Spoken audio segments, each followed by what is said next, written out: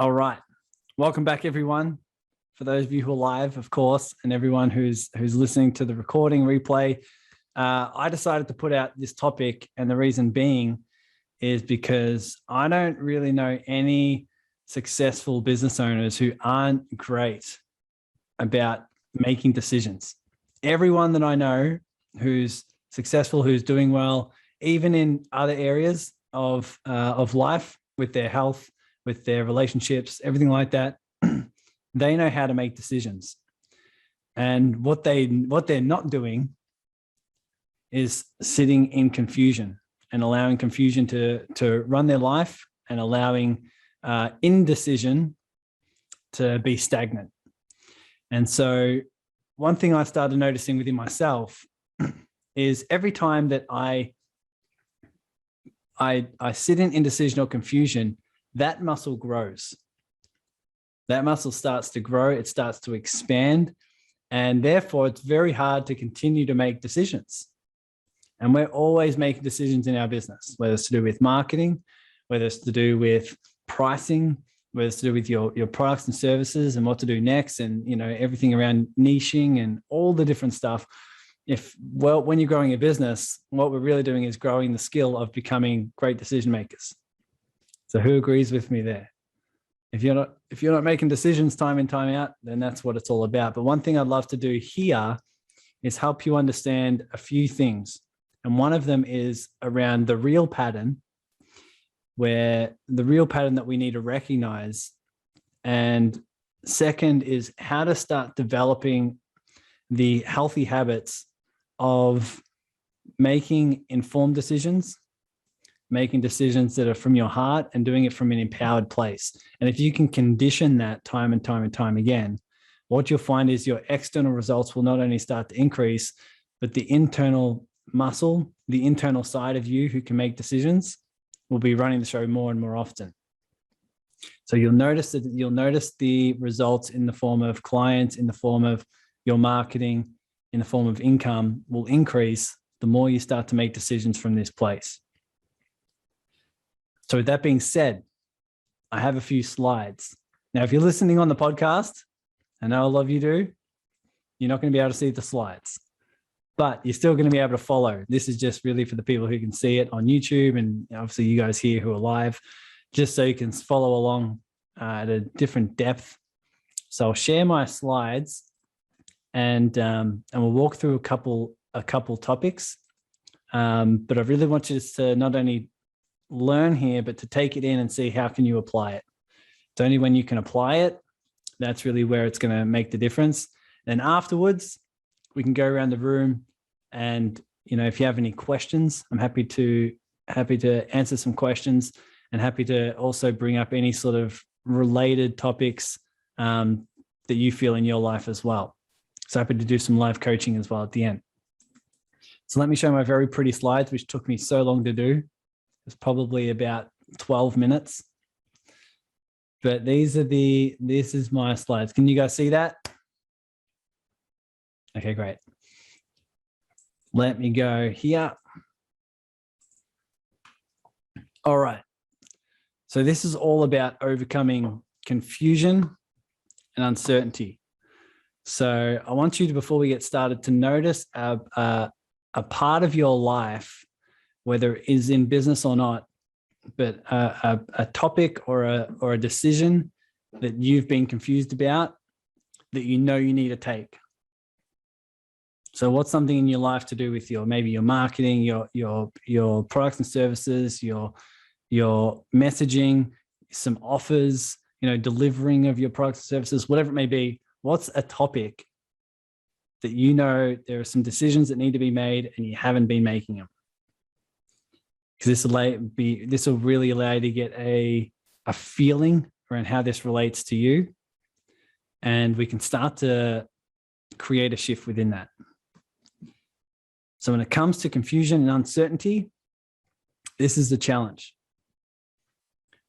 It's not necessarily that we're stuck in uncertainty. It's when we're in uncertainty and stuck in confusion when we sit in not making decisions. Like I said before, because that muscle grows over time. You can even try this.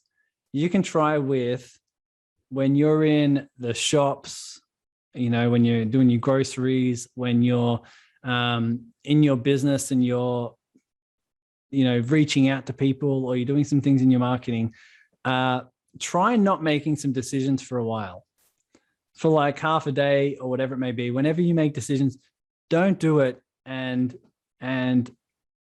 instead of making the decision, just not do it at all. And you'll feel over time, as soon as you start to make decisions, you'll start doubting yourself again. And you'll start really feeling like, I don't know what to do. I don't know what the right thing is to do. It grows over time. That muscle starts to develop. But obviously, when we're sitting in indecision and that muscle's growing, we're not learning, we're not growing, we're not improving. Right? That's how we learn. We learn by taking action. No matter what data we have at that time, we take action, we take a step forward. No matter what happens, we learn, we grow from it, and we take a different step next time. None of that's happening when we're sitting in indecision. From a thing that we are being called to make. So like I said before, I've never met a successful business owner who wasn't great at making decisions. They just know how to make decisions. Now, sometimes it's not even making great decisions, but they're great at making decisions. Who knows the difference? They're great at moving forward. They're great at making a decision, regardless of if that decision was the quote unquote right one. They're just great at taking an action. But everyone that I've seen who consistently struggles, consistently doesn't know what to do, consistently has confusion, and consistently isn't getting the level of results that they know they can, is because they're simply not taking the steps forward. They're not learning, growing from it, and then taking a new action, new informed action from an improved place. Is this making sense? We haven't delved too deep into some confusing things yet. But here's the outcome. What if you're incredible at making decisions? What if you always move forward with whatever data you have given at the time, and then you just make decisions? The question is, what would be different in your life? What would be different in your life? What difference would it be for your business? What difference would it mean for your overall mental health if you had that skill set of just whatever data you have available, and you just make decisions? And as you do that, you learn, you grow, and you make new decisions after that. Now, we all have that side of us. That exists within us. We just give ourselves permission on when that side of us should run the show or not. So that's the key premise that we should all take in, is that we all have, like, that side is not something that you need to go out and find. It's not a skill set you need to go out there and develop. It's a mental and emotional state in you that you have already. It just needs to be conditioned. So when has there been a time when you were in control, you made decisions, you did it from a place of confidence, and you knew whatever happens next, you could handle it? If you were to think about a time in the past when that was possible, when that side of you was running the show, there are some signs there. We'll dive into it a little bit more. But just for those of you who are live here, for a show of hands, do you know can you recognize or remember that when there was a time when you were clearly making decisions, moving forward, doing it from a place of confidence and certainty, no matter what happens on the outside? Is there a time when you did that? Great. Now, it might not be in business. It might be with your family and kids. It might be by going on a trip and planning that trip and just knowing what to do moving forward. It may be in sports, with your health or whatever it is. But that's the side that exists within you. That's a muscle. a skill set, and it's a mental and emotional state that you have. So as we go on to my next pretty slide, this is the real challenge. The real problem is not confusion. The real problem is the resistance to being confused. There's a difference here. It's not confusion. It's when your mind thinks you shouldn't be confused. This is very, very different. I notice this is where some people get a little bit of a confused look on their face. So I want you to notice this. When you're sitting in a decision, let's say you have two options with something and you feel confused. What's to say you can't feel confused and just allow the confusion to be there? Welcome that in without resistance, without judgment, and then make a decision. It's only when we resist the confusion, we think we shouldn't be confused, we think we should be more clear, we think we should be more confident, and then that leads to indecision. Compared to, what if you were to anticipate feeling confused? What if you were to anticipate feeling uncertain, and instead you just allowed that feeling to be there and welcomed all emotions that come up along the way, and then you make a decision?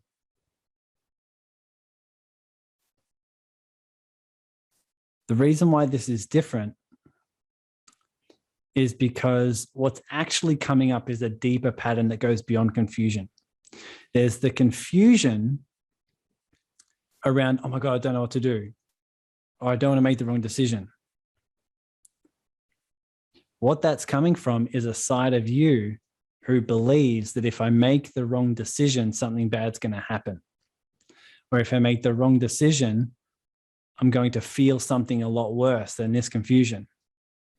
So I might as well stay in confusion and non-action so that that bad thing doesn't happen. Are we following? So when you think about a decision, when you think about moving forward, when you think about some scenarios in which you're confused, my question always goes to, what does that inner child within you feel? What does that inner child fear most? What is it that your mind, or what is it this inner child fears most? What does this inner child fear will happen if you make the wrong decision? What will you feel? What if you make the wrong decision and you fail, or you're humiliated, or you get laughed at, or people judge you? What if you go broke? What if you end up alone? What does your mind fear will happen if you, quote unquote, make the wrong decision?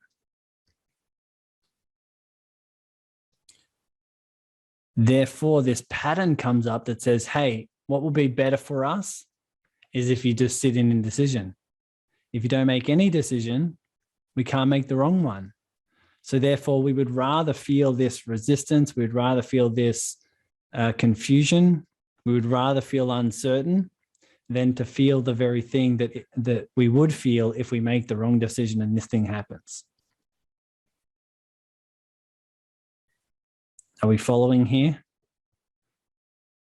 Can we relate this to our own lives? So this pattern comes up, and this pattern was developed with a very positive intent. This is a pattern that's emerging that values safety. It values familiarity. It values comfort. And it's important to realize this pattern is not the enemy. This pattern that's coming up, once again, was developed with a very, very positive intent. Some of you might not even be here if it wasn't from this pattern. that was conditioned that says, hey, if we stay safe, if we stay in what's comfortable and what's familiar, you'll be okay. You'll feel enough. You'll feel loved. You'll feel worthy and enough. As long as you stay here in comfort, in safety, in what's familiar. So that's the pattern that's kicking up right now. Now, that very pattern did serve you, and it served you well. It allowed you to survive. You're still breathing. Congratulations. Then we get to the point where our heart's guiding us towards building a business. And all of a sudden, it's guiding you to things that are outside your comfort zone. And this in a 5-year-old, this in a pattern, starts kicking and screaming, saying, no, if you do that, we're going to die. So what happens when you have this decision to do with your marketing or your pricing or your business or your clients, all these different things? This side freaks out. But what's really happening is this side's coming to the surface because it's ready to be released. Your soul's guiding you on this path. Your heart's guiding you on this path to say, you're ready to face this fear because you're ready to heal this wound. You're ready to heal this pattern. You're ready to learn a deeper truth. You're ready to learn a deeper lesson that who and what you are is so much more than safety. Who and what you are is so much more than staying with what's familiar and what's comfortable. So let's explore that. Let's give you this guidance. Let's give you this heart's calling that's so much further outside your mind's comfort zone where you have to face this fear. And that's why feeling the confusion, welcoming it in and feeling the confusion, feeling stuck, feeling lost, feeling the uncertainty and holding it in your body is so important because you'll be healing the pattern as you feel fully. For all of you who have done the complimentary course that I give you in the Serving Circle called Spirit in Business, you know all about this. In there, there's a feel to heal meditation where you feel fully. And as you feel fully, you heal these deeper wounds. If you haven't had access to that course, let me know. You need to let me know in the comments if you're here listening or message me. I'll definitely shoot that link to you. But is this making sense? Can you see how this goes a lot deeper than just the pattern of confusion? There's a deeper pattern. That's an internal 5-year-old that's freaking out that says, no, we're going to die if we go outside our comfort zone. So therefore, let's stay in indecision. But what's deeper is also that this pattern is ready to be healed. That's why it's coming to the surface. That's why it's coming to your conscious awareness. So once you know what that child fears most about the decision, you have something to meditate on. So here's the exercise. 1, think of an area where you're sitting with indecision, where you're sitting in confusion, where you know you should be making a decision and you're not. Identify that. Identify what is that decision, what's that area, and have that in your mind. 2, allow the feelings to emerge and hold a safe space for them. So just quickly, we can just do this for a few minutes. Talking to everyone who's listening, you guys on the call, anyone who's listening on the recording. If you were to feel in your body, what vibrations, sensations, what do you notice? What other emotions come up when you're feeling confused? When you're thinking about making a decision, you think, oh my God, what if I make the wrong decision? What if I make the wrong decision and this bigger fear happens? What is it that you feel in your body? So just breathe deep right now. Feel into your body. And what do you notice? What emotions are coming up? There might be fear, there might be guilt, there might be anger, there might be shame. What do you feel right now?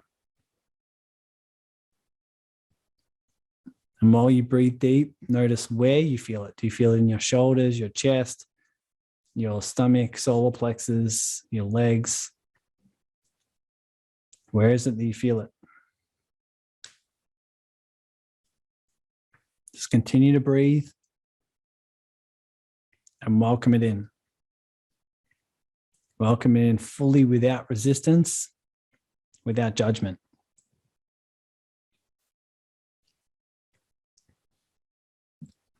And while you're feeling it, describe it in detail. Does it feel empty? Does it feel jagged? Does it feel hot? Is it moving? Is it pulsating? What is it doing? And just describe it and allow it to be there. Welcome it in fully.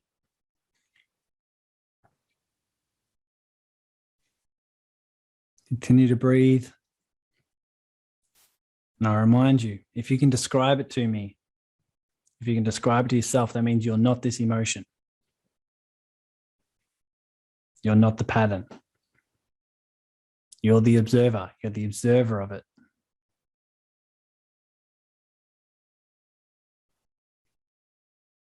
This is the difference between feeling confusion and resisting it compared to feeling confusion and welcoming it. Allow yourself to be confused. Give yourself permission to feel confused. Give yourself permission to feel uncertain. Give yourself permission to feel fear. Give yourself permission to feel doubt. Feel it in your body and hold a loving, safe space for it, knowing that when you do, you're holding a loving, safe space for the internal 5-year-old that just wants to be seen.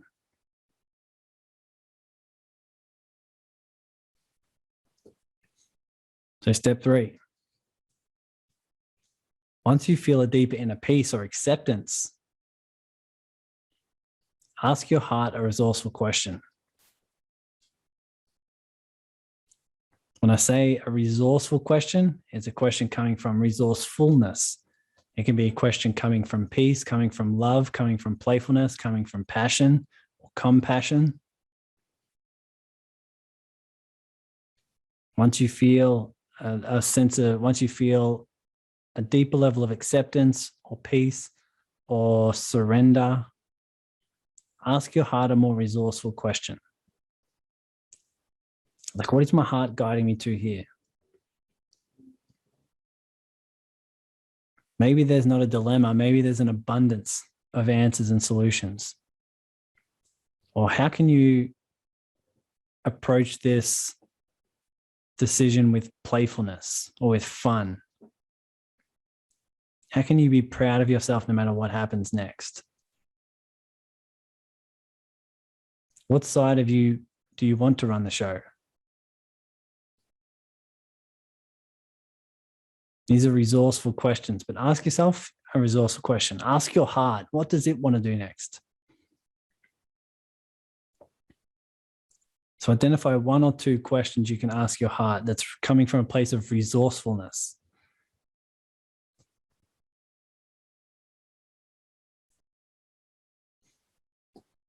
Next, number 4. Recognize the side of you that's now running the show. It won't be the confusion anymore. It won't be the internal 5-year-old. Who's the side of you that was observing the 5-year-old? Who was the side of you that was holding a loving, safe space for the 5-year-old? I'll give you a bit of an indication of why you might be feeling different, is because that 5-year-old just needs to be seen. And when you hold a loving, safe space for it, you become the parent that 5-year-old wished they had. There's an internal 5-year-old that was conditioned to believe if I make a wrong decision or if I don't know the answer, then I'm not enough and I'm not safe and I'm not loved. But all that 5-year-old needs is unconditional love. And that's what you're able to give this 5-year-old when you hold a loving, safe space for it. So what is that side of you? What's that mental and emotional state that's running the show when you hold that space? or when you ask these resourceful questions. So identify that side of you, and you can even give it a name. Is it your inner warrior? Is it your inner lover? This super mum? Is it the side of you that's playful?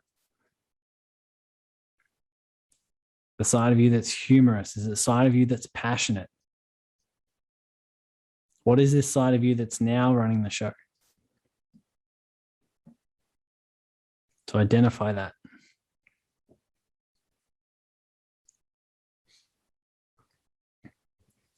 Number 5, we want to condition that side through movement. So many people skip over this part of life, but your mental and emotional states are conditioned and strengthened through your movement. A lot of people might feel confused, can feel stuck, can feel lost, and they try to mentally get themselves out of it. They either try to mentally get themselves out of it because they are resisting it and they're trying to feel better. But you now know how to feel fully instead of trying to feel better. But also, instead of just trying to shift it mentally, we forget that we're locked in patterns of physiology, of how we move and use our body. So that's why I got you to breathe deep, is because when you breathe deep, it's shifting how you move and use your body. So the pattern of confusion is locked in certain patterns of how you move and use your body. This is this is your posture, it's your gestures, it's the speed at which you move, it's your voice, how loud you speak, the punctuation in your voice. It comes down to your breathing, if you're breathing deep or shallow. There's so many different aspects to how you move and use your body. And your mental and emotional states get locked into ways in which you move and use your body. So here's the question. With this resourceful side of you, how do you move and use your body in a way that's different from when you're confused? How do you breathe when you're confused, and how do you breathe when you're more confident, or when you're more certain, or when you're more playful, or when you're more fun? What is it you do with your shoulders? What is it you do with your head? What is it you do with your posture and your gestures?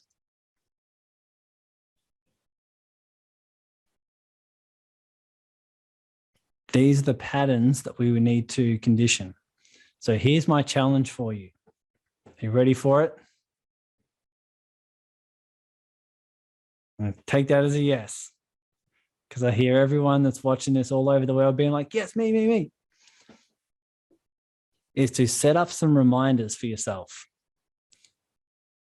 Your brain might not have this as top of mind throughout the day.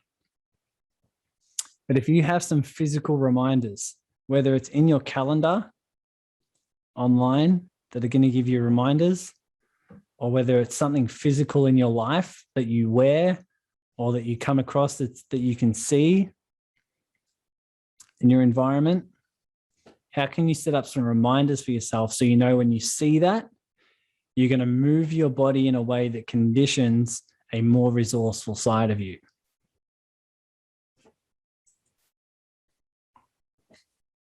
Is making sense?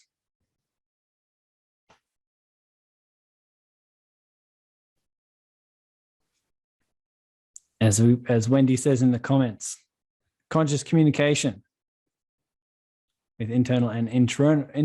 What is it? Internal. Internal. The interface between thinky part and feely part. There you go. Internal side of yourself. Cool. So can you set up some physical reminders for yourself? Whether it's on your phone, physical reminders, things that you see constantly, and then remind yourself. On my computer here, which I'm on, I have a little love heart. And it's just in the corner here, so it doesn't necessarily block everything. But I glance at that all the time and then just remind, okay, go back into your heart. I also have physical reminders around the house and around my office here and around my room to condition different sides of me, condition the sides of me that are more loving, compassionate, sides that are more playful, the sides that are more determined, right? That determination and passion is big for me as well. Also, some sides of me that can relax, can breathe every now and then. Holy crap. Can you believe it?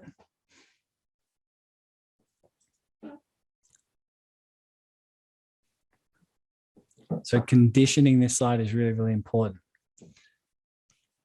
Now, I believe they're all the pretty slides that I have. So you guys okay if I stop sharing the slides? You got everything? Great. So let me ask some questions here. One question. What do you have that you're making, that you're currently sitting in indecision? Or what's a takeaway, something that you learned here, something you're going to apply so that you can start making those decisions from a place that's more resourceful? Wendy, did you have something in mind? Yes. Now I have sticky notes all over the house. However, those sticky notes have been there for a while, and they've now kind of become part of the furniture. So I'm no longer noticing them. So it's then the case of, okay, change something up because it's no longer a reminder. So that's one thing that I've been triggered to think about from today. But certainly the idea of the who's running the show and how they physically and emotionally show up, as well as the language patterns that they use, and go, okay, so who do I need to bring into this situation? For me, Miss Balanced is the CEO of life. She has the overview. And underneath her, she's not like sort of, right, well, Miss Playful, you need to come in here, concentrate, here comes the science, that's the studious person. And so, yes, I have different sides of me that I bring in, but thank you for the reminder of, yes, what is the language pattern? What is the physical pattern that I need to bring in at that point as well? So that's, thank you for the reminder. Absolutely. Awesome. Beautiful. It's a great point there, because I have physical reminders as well. I used to have something on my fridge. And so every time I went to the fridge, I would check that out. But like I said, it becomes part of the furniture and it becomes part of the reason why it's a reminder is because it's a pattern breaker. It breaks your pattern. And so when you see something in your environment and all of a sudden something's changed in your environment, that's where your attention goes. Right. But then after a while, it becomes part of that familiar pattern. It no longer breaks the pattern anymore. So I'm always moving that thing. I'm moving it to where now, like in the office, on a particular door or whatever it is, and I'm always chopping and changing it so that it still becomes a pattern interrupt. That's cool. Does anyone have any questions? Anne-Marie, go for it. I don't really have a question, but just a comment of what I've noticed when you had the last slide on the screen when we were going through those 5 points. I was yawning a lot. And for me, that's energy shifting. Yeah. So it started right away. And the image that came up for me was this gentle warrior. And then it hit me that 2 days ago, I just had this sudden urge to start doing yoga again and doing the warrior pose because I was feeling so very ungrounded. And it became such a powerful pose for me just to quiet anxiety, quiet my mind, and just get really grounded. And this is all coming together tonight because it's making me realize this is how I want to be more in my business and make those decisions from that space. Mm-hmm. Great. Awesome. did you have anything in mind that you can make the decision about? There's particularly part of your business or anything that's been on your mind? Yeah, programming, moving forward with programming. Cool. Great. So what do you think was being released when you were yawning? What do you think, what patterns were being released? What energy was shifting? What do you think's happening there? I think what was being released was this sense of overwhelm, this feeling like if I add this other component to my business right now and bring this on, am I just going to be spinning my wheel? Is it going to be worth it? Am I going to be overwhelmed? Am I not going to have quiet time? And so that started to get released. And I think that's where that warrior came in, because it was so grounded. So the overwhelm just kind of went away. And I gave everything kind of into the earth and was able to stand there really peacefully.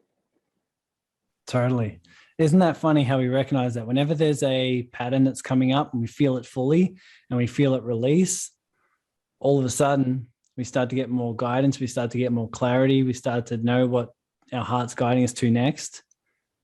And that's why I describe that when our heart's guiding us to something, it's guiding us not only towards how we can expand and how we can contribute, but simultaneously it's also guiding us to what needs to be seen and healed. And then as we see and heal that, all of a sudden our next step comes, and then our next step, then our next step, then our next step. What I've been loving in the community, in the serving circle here, and also in my coaching program, is that people who are willing to do this work consistently take just that one next step.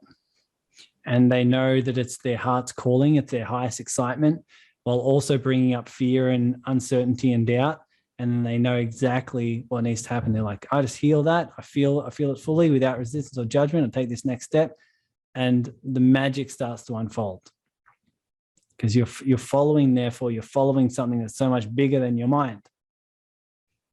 Right? Beautiful. What else has come up? Anyone have any questions? Anyone want to share? Parul, go for it. I have a question, Tyson, which is that, on the feelings part, this is something that I do get confused on. Funny that we're talking about that, in personal as well as, like business aspects, which is that how much, I guess it's more on related to, energy flows where your focus grows. So if you are, of course, like we feel these feelings, but how much of feeling these feelings is enough? Okay, it's like I sometimes tend to get stuck in the fact that, okay, I'm going to give myself time to feel it instead of like moving my body through yoga or something to, just to shift it. And I know it'll shift it. But then the question that comes to my mind is, am I putting it away? Have I felt it completely? Or do I know that I've felt it and released it? Great question. Has anyone else caught themselves at time having this similar question? I know for me, this comes up all the time as well. And here's what I noticed. It's probably coming up to about 3 years now that I've been meditating 2 hours a day and just sitting in silence. And so these are the key questions that I ask myself as well. It's like, am I feeling fully? Or am I doing it as a way of avoidance? Now, here's what my mind will do, and this is what your mind will go to as well. It's saying, if I feel this fully, am I going to go into it? If I feel it fully, and will I go into it? Will it overrun me? Will it run the show? Because if I'm feeling doubt and everything like that, am I just going to go into this emotion of doubt and live in doubt my whole life? Yeah, and attract more of it. Yes. Yeah, exactly. And here's what I realized is that when you feel an emotion fully, you're not actually embodying it. You're observing it. Right? When you feel it fully, that's why I helped everyone realize you're not the emotion.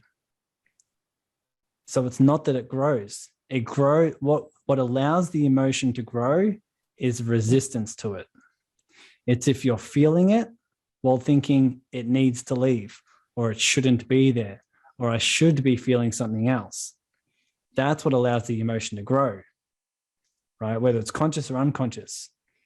So that's why most people, I'm very mindful of when people meditate or they go to spiritual practices like yoga or mindfulness and journaling. What I really want to make sure of is that they're not using those exercises to bypass. They're not using those exercises in a form of resistance that says, oh my God, I'm feeling doubt and confusion. Let's go to my meditation. Let's go there to try to get rid of it. That's resistance. And what you'll be actually resisting is the internal 5-year-old that wants to be seen. So the metaphor I use all the time is the 5-year-old in the park. So if you imagine a 5-year-old coming to you in the park and the 5-year-old's scared or the 5-year-old's sad because they don't know where their parents are. If this 5-year-old comes to you and is crying and they come to you for safety and you say, oh my God, go away until you feel better. Or it's wrong you're feeling this way. It's wrong you're feeling this way and you should be feeling something else.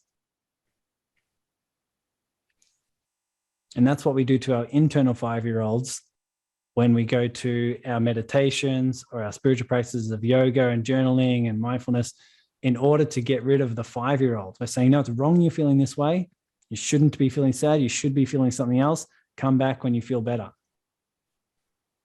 But what happens if we hold a loving, safe space for that 5-year-old, allow them to freak out, allow them to be sad, allow them to believe and think whatever they believe and think, and just hold a loving, safe space for them? That's what we're doing in this Field to Heal meditation. That's what we're doing when we're feeling fully. We're observing it. We're welcoming it. We're sending it love. And when that pattern is fully seen, that's when it does whatever it needs to. It may intensify. It may decrease. It may shift in some parts. It may come back in spirals. But it'll do whatever it needs to. It's not up for you to do that. It's not up for you to decide. It's up for you to just hold it.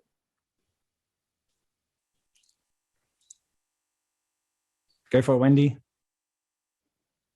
Carol, if I can share with you, I have been avoiding grief for a long, long time. I've had now 7 close family members die and not grieved them until this last one because I was scared of getting stuck in it. And it's not a pleasant place to be. However, this time around I decided, no, okay, let's do the Field to Heal thing. And actually the what I'm finding myself doing is giving myself 10 minutes of, okay, the rest of the world can go hang, I've got to feel this. And I'm lying on my bed and saying, okay, whatever's coming up, I'm here to feel it. The grief, the anger, the sadness, the whole works are coming up. But you'd be surprised, there's intensity, but it comes in waves. It comes, it builds, it dissipates. True. Now, after the 10 minutes, I say, okay, if there's anything else, it's coming up tomorrow. So I put a little time boundary on it. But anything that comes up at an inconvenient time, because very often if you've been resisting it, it will. It's a case of, I hear you, I'm going back to you. Can we have an appointment at such and such a time? And you keep that. I don't know if that helps you, but that's something that I've found to be particularly useful at the moment. No, that Thanks, helps. Tyson. Thank you for sharing that. And also, thanks for addressing that, Tyson. Yeah, I do resonate with everything that you guys have said. And I think I just needed to give myself permission that it's okay to feel the same emotion like for a few days, or for it to keep coming up and not be scared of the fact that, oh my God, it's coming up again, I haven't healed it. Because, like often with stuff like anger or sadness or guilt, like if you're not able to express it in the way that you kind of would like to somebody or for something, then at least with me, they do come up again and again. And it could be in not every day, but like in a softer moment or in a triggered moment. And then I worry that, like, okay, that hasn't been healed yet. And what have I done wrong? But I think by what both of you shared, it's more about just letting it take its space when it needs to, or, like setting aside time to feel all that we're feeling and acknowledging it, instead of rushing to rushing to that place where it's no, it's not good to feel these feelings, I shouldn't be feeling this and I should put it away. Totally. And we heal in spirals. We heal in a way, and we heal in cycles. But what you'll notice when it's all of this is a lesson and practice in surrender. Because if you feel fully without resistance or judgment, you don't mind it coming back. Because as Wendy says, oh, there's just the next layer and the next layer and the next layer. You recognize, oh, there's just deeper sides of me that are coming up to be healed, deeper wounds that are ready to be healed. And this is all part of the healing journey, so that I can go on my heart's path and execute my Dharma, because I need to heal this within me so that I can contribute at the level I want to contribute. Mm-hmm. And so the deeper level of surrender is just feeling fully, allowing it to be there. And what you realize is, I'm not going into the emotion, I'm observing it. I'm not resisting the emotion so that it grows. I'm allowing it to be there so it does whatever it needs to.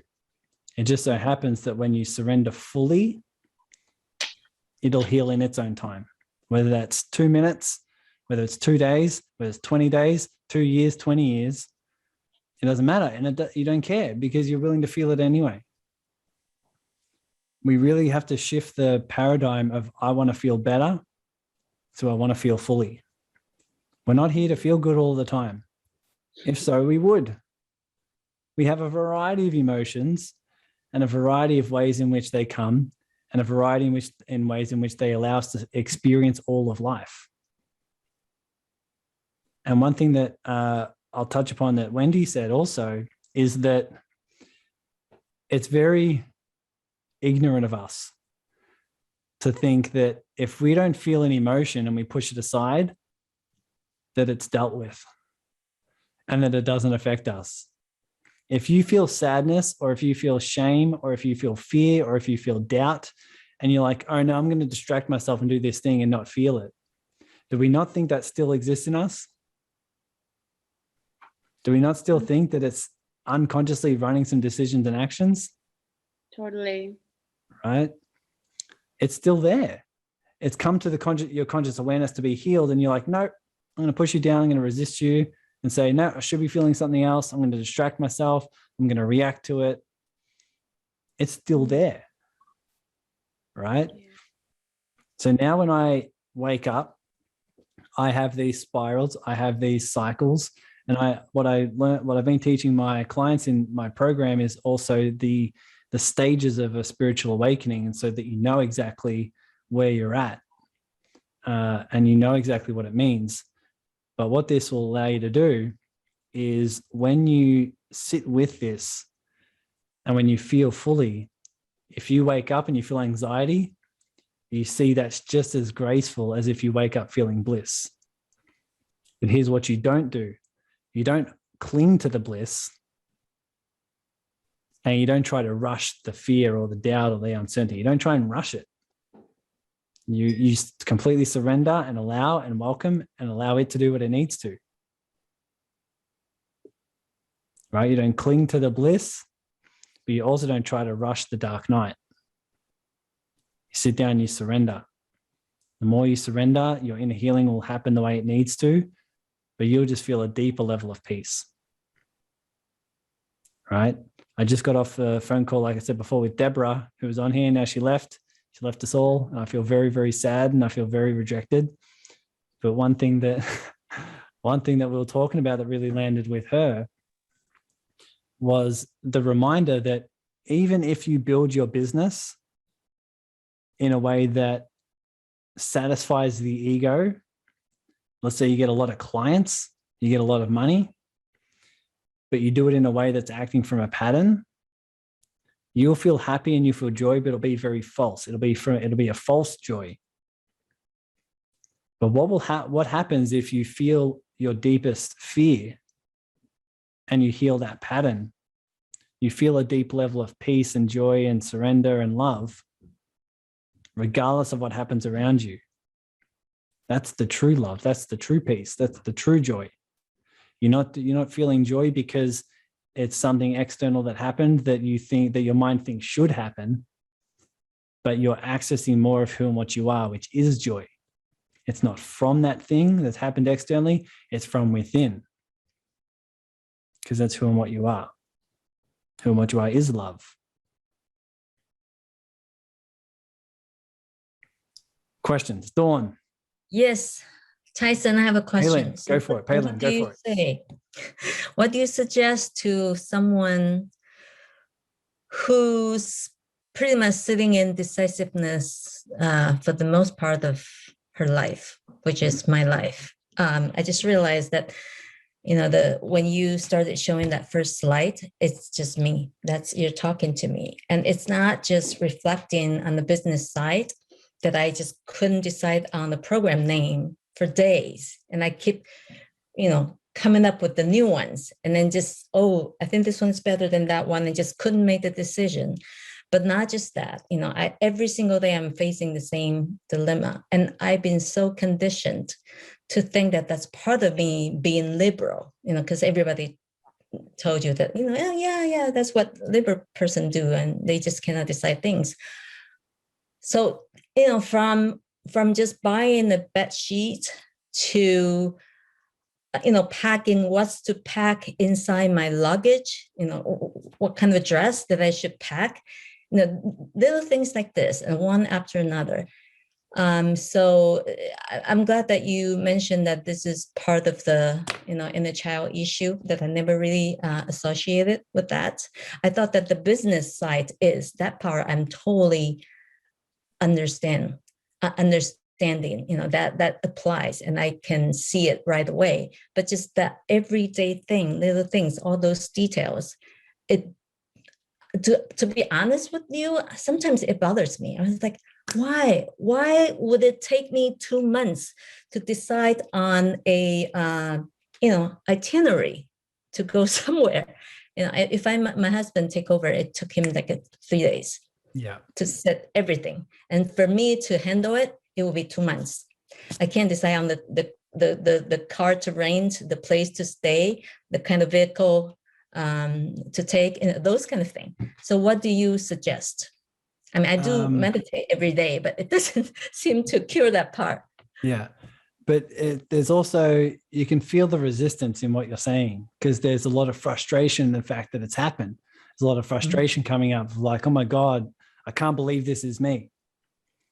Right? So there's an identity there. So the 5-year-old to be running the show, the 5-year-old to be there, which is completely fine, right? But it's holding a loving, safe space for the 5-year-olds. So it's whatever's coming up in the form of emotions and also the resistance. So it's holding a safe space for the resistance. It's holding a safe space for the side of you that regrets, not being able to make decisions, or the side of you that thinks it should be different. Oh, I wish I was different. I wish I was this, or I wish I was that. And just holding that as well. There's a lot to purge here. There's a lot of purging that needs to happen. And so in your meditations, if you are meditating a lot, ask yourself those questions around, what is it that my mind fears? What is it that I'm in resistance to? What is it that I'm not wanting to feel? What is it that my mind feels I'll experience on the other side of making a wrong decision? And feel that fully. You have to feel it in your body. It's not just a matter of thinking, okay, I would feel this. Your soul grows by feeling it fully in your body. Your soul grows through contrast, because it's only in the feeling fully and seeing it fully where you actually get to heal the wound, where you actually get to see the pattern. So these are, it might not be a question of understanding this stuff. It'll be just going deeper and applying it and having some patience, giving yourself some grace, giving yourself some space in also recognizing that it's all happening in perfect harmony. It's all happening in perfect synchronicity, in perfect harmony, in perfect timing. There's no rush. You don't need to try and hurry it. That's like jumping into the river and trying to push it faster.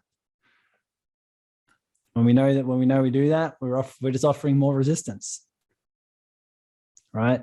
We're slowing down the process by offering resistance. By trying to make it go faster, ironically, you create more resistance and stop the flow. But if that happens in perfect harmony, there'll just be a lot more to feel. There'll be a lot more to feel here. There'll be a lot more release. There'll be a lot more trauma coming up. But that's all in perfect harmony. So that's what I would actively focus on in your meditations as well. Okay. Yeah. Thank you. That makes sense. Pleasure. Dawn, do you have a question, comment, query? I have a comment more so. When you were talking about being the observer and really just acknowledging where you are in the moment, I think that that's where so many of us get stuck, because we judge those moments like you were talking about, instead of just being where we are. It's like, I'm judging, I should do this, or I should be there, and why am I not doing this, or why have I felt this, and why am I stuck, and all of these ways that we're not accepting where we are in the moment. So it's really that sense of presence and acceptance, and that is the surrender, where you just say, I'm okay exactly where I am. And I, for whatever reason, I am where I am. But all of those previous moments have led you to where you are right now. And so this moment where you are right now is also leading you to that version of the person that you want to become, or that vision of yourself that you hold deep inside your heart and your soul. I feel like that vision is what propels us forward, as long as we accept and allow it to move. Because like you said, the journey is not linear. And I think we think so many times it's like, oh, I have to get from A to B. That's very like goal oriented and linear. And none of us are linear. But I think that the society has basically like promoted this black and white linear thinking, as opposed to allowing, like, if you put a seed into the ground, it doesn't just go boop. It like has to sort of struggle out of the bud and make its way up through the dirt. And, so it's a process. It's a process of becoming. So allowing ourselves to become and accepting where we are in any given moment. So This is beautiful, beautiful class, Tyson. Thank you so much. Yeah. And what you're saying, Dawn, is the perfect analogy. It's one that I use for myself as well, is that when you're feeling fully, and let's say you're going into more of, what classically be a dark night, where you're just feeling all these uncomfortable emotions in your body and you're feeling them fully. Imagine the process of you going in and going within, and your energy is being drawn in so that you can heal. It's only when you go in that you can heal the deeper wounds. It's only that you go within that you can heal what's truly deep, so that you can heal. And that's actually like what Dawn's saying. It's actually like you putting your roots in the ground, because you can only go as high as you go deep. So you only go as high as you go deep. So it's almost like when you go within and you heal, you're really starting to ground, putting your roots into the ground, because the deeper you go, that means the higher you can go. Every tree that you see is the tree that's being blossomed. I can guarantee it's at least that size underground, because it's done the inner work. And this is you doing the inner work. Your energy is being pulled in, because that's what's necessary for you to heal. You can't heal deep wounds while you feel bliss and connected to source out there. That comes next, right? It's only when we're drawn in and we feel like, holy shit, I'm not connected. I don't feel connected. I don't feel my signs and my guides are not there anymore. And all of a sudden you're just going within and you're feeling this uncertainty and this pain. And that's exactly what's needed to be felt, because that's exactly where your energy needs to go to heal deeply. So you can go deep inside, you can go deep in the ground and spread your roots, so that once that's healed, you have the freedom and the peace and the guidance to then go high, to then go to the sky, and then you have a groundedness. You don't want to go too high if you're not grounded, right? Because it's just not sustainable. Beautiful. Go on, Parul, go on. Just one more question, Tyson. But before that, I do want to say that I love what you just said, which is the deeper you go, the higher you can go. I think it's such a great way to understand how to go within and why you need to go within to actually transcend.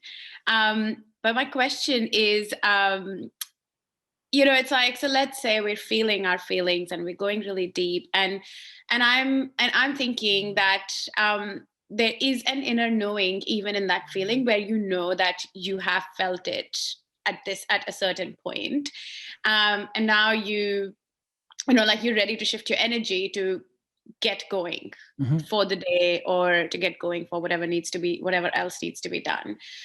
So when we talk about shifting our energy, or when like there's so many people out there talking about 7 ways to stay in high vibe, or like 5 ways to raise your vibration and stuff like that. So is it right if I say that it's like, you sort of like you move on from feeling what you're feeling when you know that you felt it, you're fine, you're in a good space for now, and then you go and like you put on your favorite music, or you take action, or you read something, or you watch something funny to change that energy or to shift that energy. Is that like, does my question make sense? Yeah, my question would come from your intent. What's your intent? Because here's the question I ask myself all the time. If I'm in full surrender, full allowing, why would I want it to change? I guess why I'm saying that I want it to shift is like, when you sometimes if you're feeling really sad, or you're really guilty about something, then that's an emotion which again, it's not really, I don't know, like, it's not something you associate with flow state, right? Where you are moving through things effortlessly. But while you're in a state of joy, or, like, this is why, I mean, as soon as you dance or as soon as you laugh, you'll feel your energy shift. And then suddenly you're like, okay, I feel better now. I can get things done. Yeah. So there comes the intent. The intent is great. The intent is, the way I describe this is, are you trying to feel better to avoid something else? So are you trying to be like, okay, I'll feel sad. And it's like, okay, I felt it to a point where I know I felt it. Let's go shift something else. The question is, where is your intent? Are you trying to feel happy to avoid sadness? That's very different than trying to shift your state from a place of wholeness. So this is the question. The question is, are you trying to shift your state from a place of resistance? Are you trying to shift your mental emotional state by saying, oh my God, I don't want to feel sadness anymore? Or do you feel what needs to be felt for as long as it needs to be there? And therefore, when you shift your mental emotional state, you're doing it from a place of wholeness, saying, even if I go dance and I just feel sad completely the whole time, I'm just as excited, just as grateful, just as bliss about that as if I feel happy.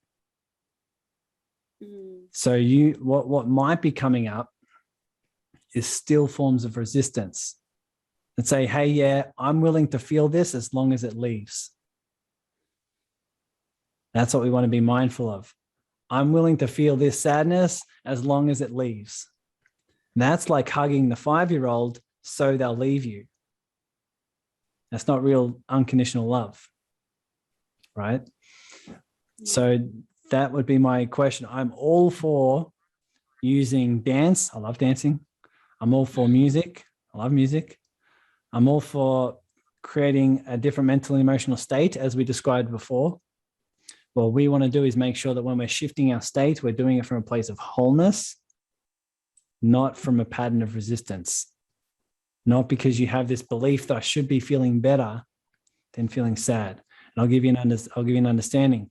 The serving circle, this community, was birthed out of sadness for me. So I sat in this chair and felt sad and fear and doubt and scarcity for 6 hours.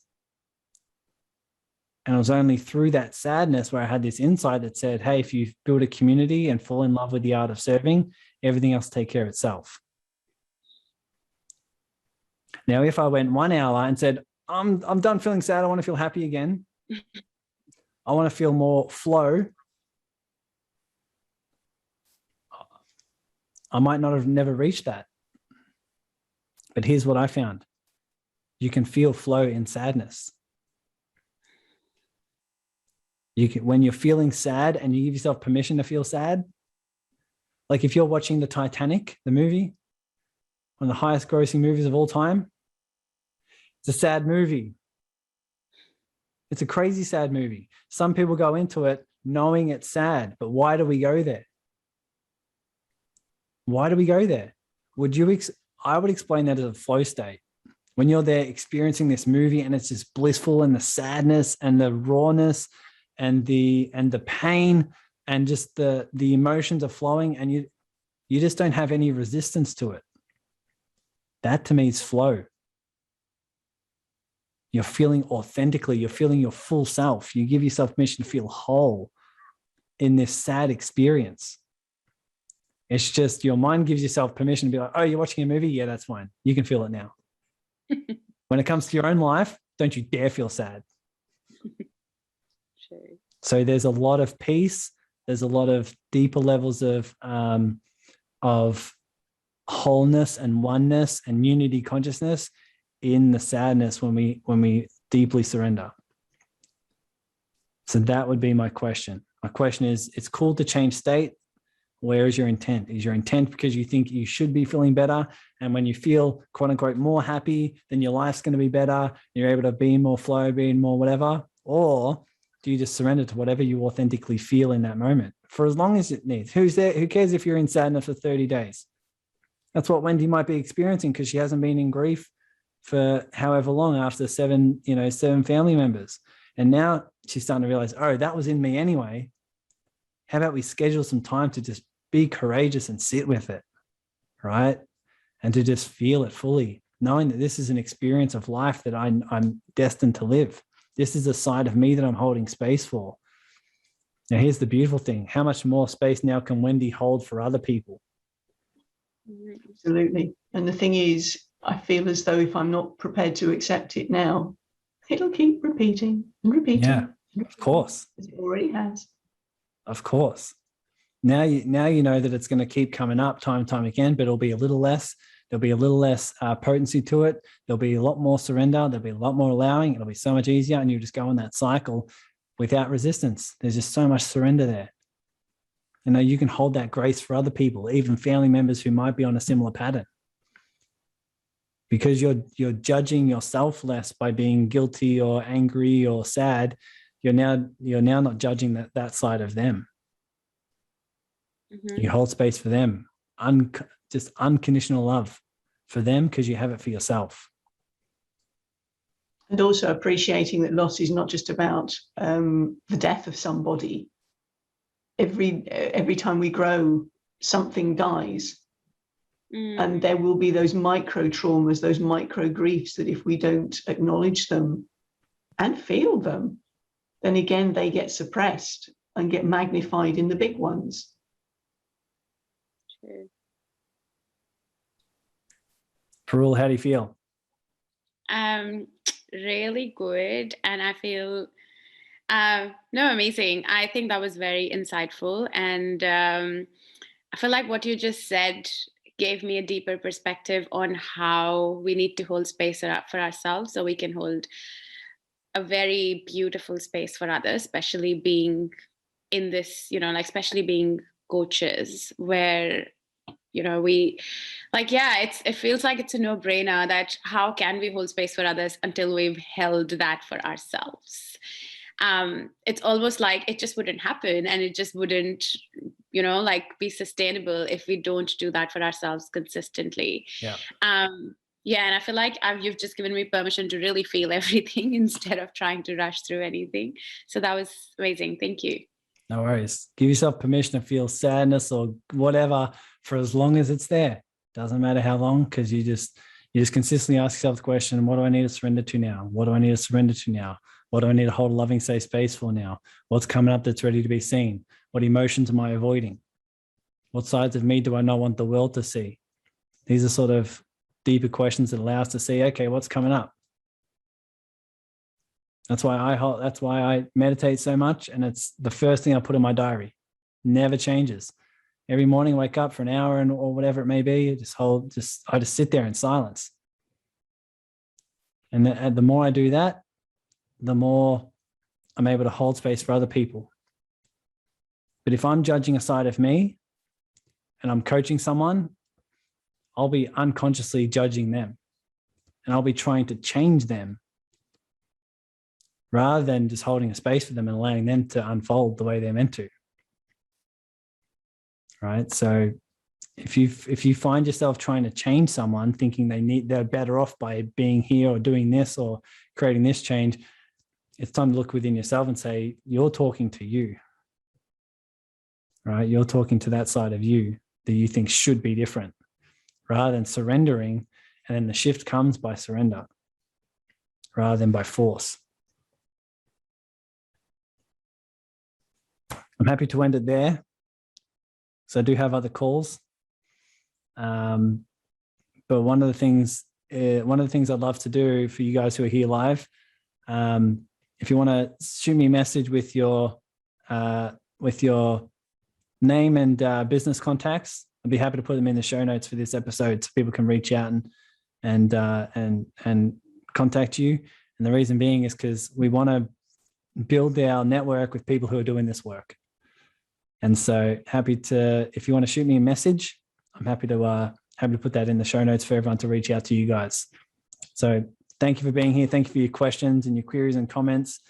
Apply this and let me know how you go. Okay. Awesome. Thanks so much for your time and grace, guys. Feel free to unmute if you want to say goodbye and give a shout out. It's awesome to have you here. So thank you so much. Thanks, Tyson. Love you. Love you guys. Thank you. Thanks so much. Bye, everyone.